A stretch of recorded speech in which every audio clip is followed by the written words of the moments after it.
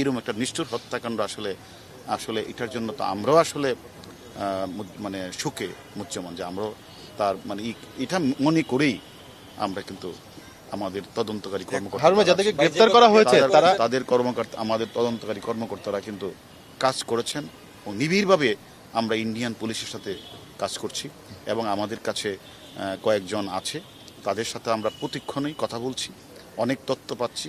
এই তথ্যগুলি আমরা এখন তদন্তের আমাদের আপনারা হয়তো আমরা দেখেছেন স্বরাষ্ট্রমন্ত্রী মহোদয় বলেছেন তদন্তের স্বার্থে আমরা এখন বলতে চাচ্ছি না।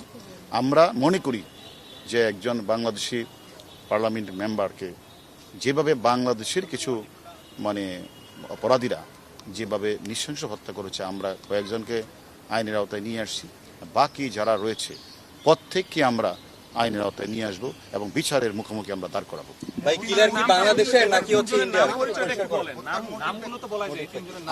আমরা তদন্তের স্বার্থে যেহেতু আমাদের মাননীয় স্বরাষ্ট্রমন্ত্রী অলরেডি আপনাদেরকে বলেছেন তদন্তের স্বার্থে আমরা আসলে এই মুহূর্তে বলতে চাচ্ছি না। যেহেতু মেয়েটা এসেছেন আমাদের কাছে মামলা রুজু করতে চায়, আমরা আমাদের কাছে হেল্প চাইতে এসেছে, আমরা আজকেই সেই মামলাটা রুজু হবে শেরেবাংলা নগর থানা।